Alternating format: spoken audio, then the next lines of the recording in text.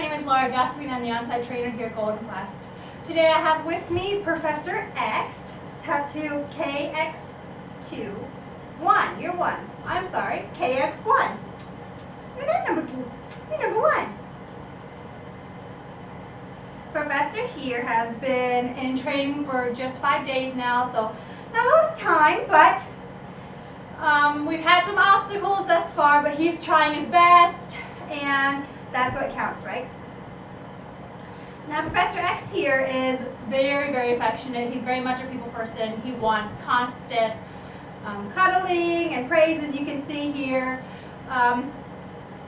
Because of his height, obviously, jumping up is kind of a problem, just because he wants to be closer to you and that kind of stuff. So we've been trying to work on that. Yeah. So we're going to go ahead and show you what we've been working on, and then at the end we'll discuss how potty training and crate training is going. Yeah. He's definitely a talker. He likes talking a lot, don't you? I'm sure you're going to hear a lot of that in video, and I don't know if you heard some of it already. He was kind of cooing and whining at me. Oh boy. Professor, sit. No. Sit. Yes. Good boy. Good. Stand. Yes. Professor, touch. Yes. Good boy.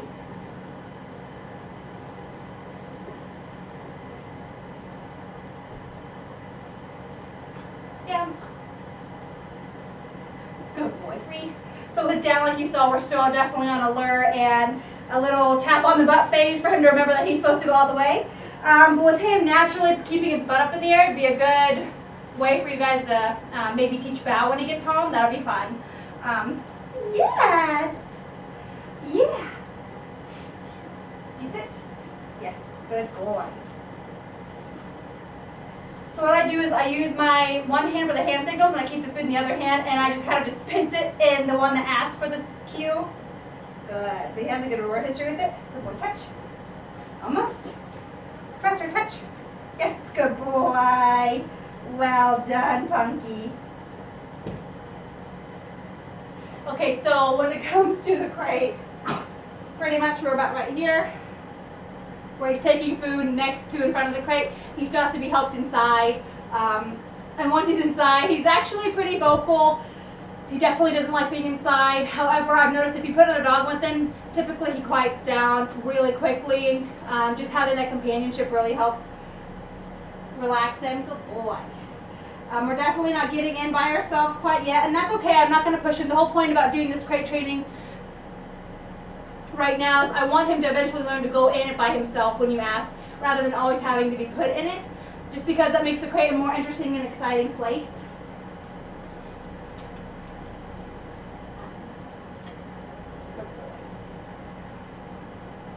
And so right now, that's as much as he's comfortable doing, is taking the food from right in front of the crate, and I'm happy with that. I've had dogs that definitely didn't want to get anywhere near it, so that's actually not a bad start in my opinion. Yeah.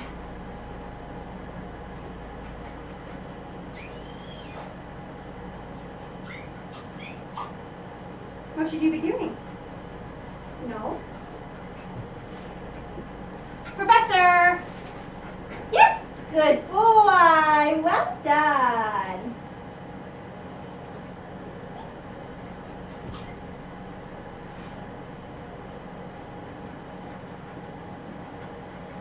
Come! Yes, good boy!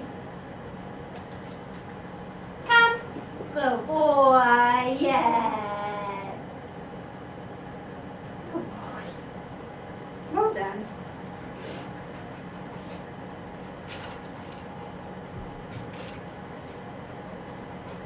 Now, Professor X here definitely likes his food. Very food motivated, aren't we? Yes.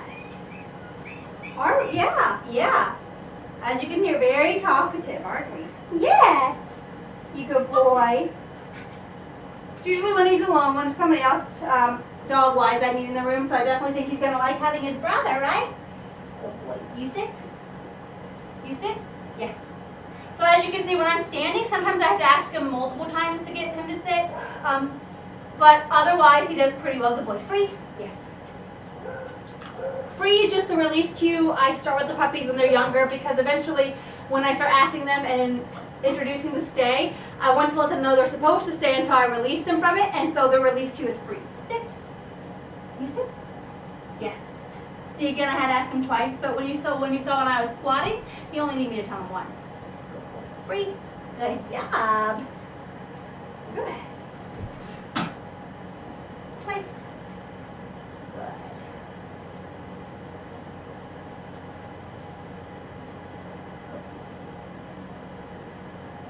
So as you can see right now with place, we're also just on the point of building a word history with him.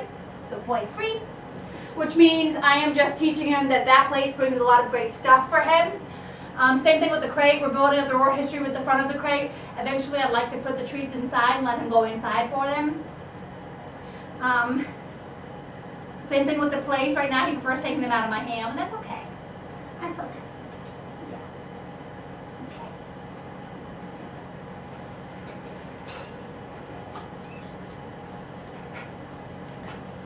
Yeah. Okay, so right now,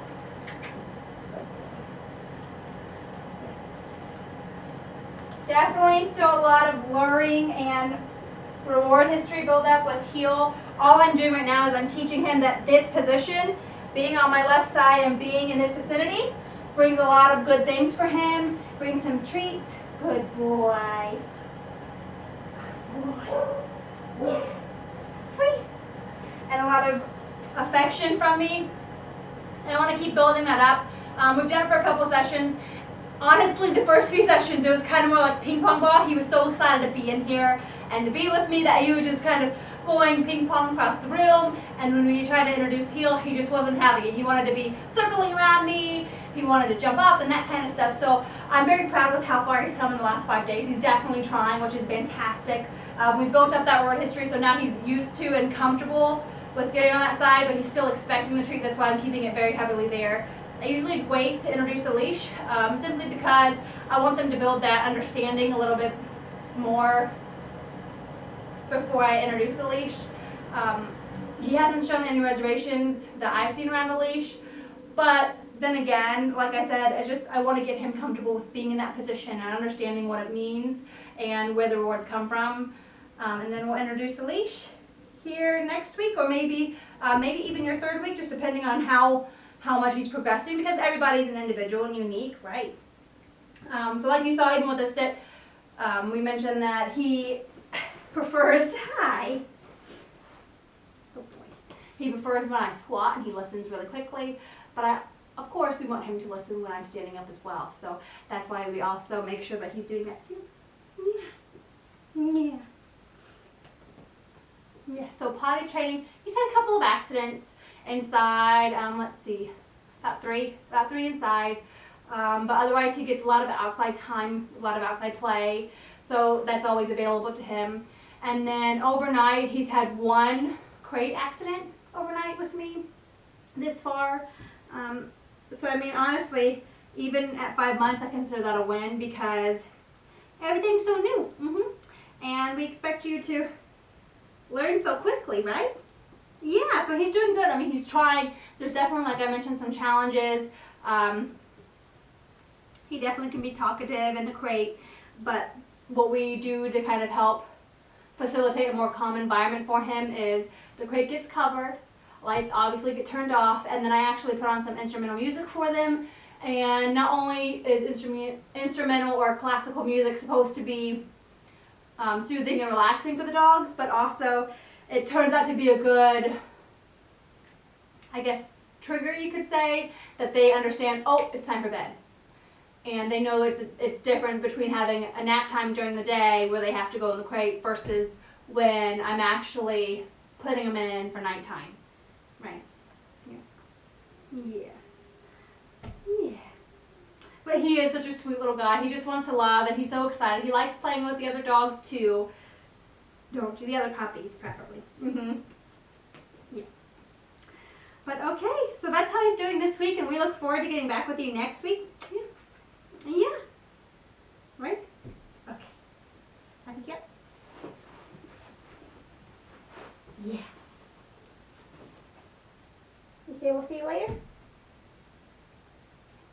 Okay. You can go play. Good. Good job, bud.